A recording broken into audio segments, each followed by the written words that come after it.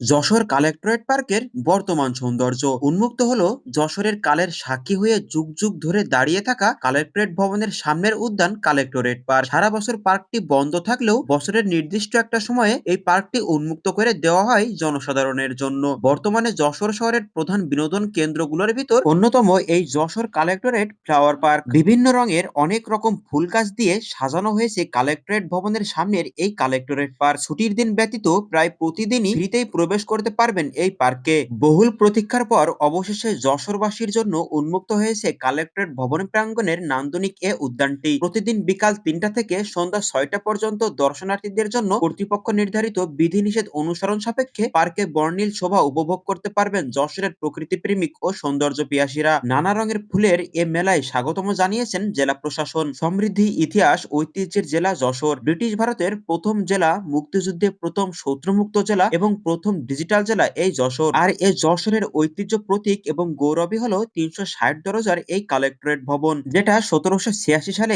স্থাপিত হয়। শুরু থেকেই ভবনটি জেলা প্রশাসকের কার্যালয় হিসেবেই ব্যবহৃত হয়ে আসছে। নতুন রূপে যশোর কালেক্টরেট ভবন প্রাঙ্গণ সাজানো হয়েছে বর্ণিল আর্কিটেকচারাল আলোকসজ্জায়। রাতে মোহনীয় রূপ ধারণ করে যশোরের ঐতিহ্যের প্রতীক এ ভবনটি। ভবন চত্বরে পার্ক ফিরে পেয়েছে প্রাণ। সবুজের মাঝে ফুলে ফুলে সুশোভিত করা হয়েছে। পার্কের অভ্যন্তরে ছোট ছোট উদ্ভিদ দিয়ে লেখা আছে যশোর কালেক্টরেট ও কালেক্টরেট ভবন। চারিদিকে এত ফুলে মনটা ভরে ওঠে। শহরের বুকে সুন্দর একটা মুহূর্ত পেতে চাইলে আসতে পারেন কালেক্টরেট ভবনের সামনের এই উদ্যানে। যশোর জেলা সদরে অবস্থিত যশোর কালেক্টরেট ভবন চত্বর শহরের অন্যতম বিনোদন কেন্দ্র হিসেবে অধিক জনপ্রিয়। কালেক্টরেট ভবনের পাশে ভৈরব নদের তীরে গড়ে তোলা হয়েছে যশোরের এই কালেক্টরেট পার্ক, যা আগে নিয়াস পার্ক হিসেবেই অধিক পরিচিত ছিল। গৌরবোজ্জ্বল অতীতের বিভিন্ন আন্দোলন সংগ্রামের নীরব সাক্ষী এই নিয়াস পার্ক। এই কালেক্টরেট পার্কটি বর্তমানে ফ্লাওয়ার পার্ক নামে অধিক জনপ্রিয়। এখানে গাঁদা, কসমস, জিনিয়া, ব্লুস্টার ইত্যাদি বিভিন্ন প্রজাতির রঙিন ফুল ও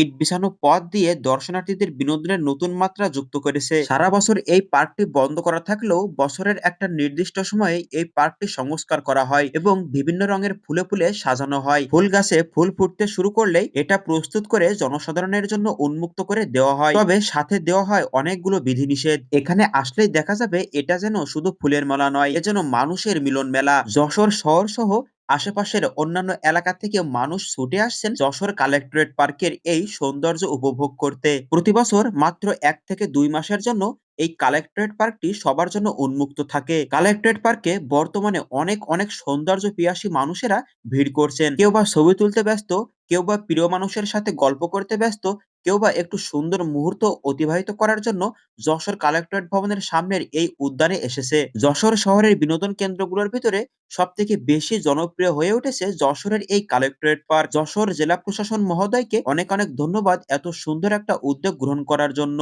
নতুন রূপে বর্ণিল সাজায় সজ্জিত যশোর কালেক্টরেট ভবনের সামনের এই উদ্যান যশোর কালেক্টরেট পার্কে আসার আমন্ত্রণ রইল। যশোর কালেক্টরেট পার্ক নিয়ে আজকের আয়োজনটি এ পর্যন্তই। ভিডিওটি সম্পূর্ণ দেখার জন্য অনেক বেশি ধন্যবাদ।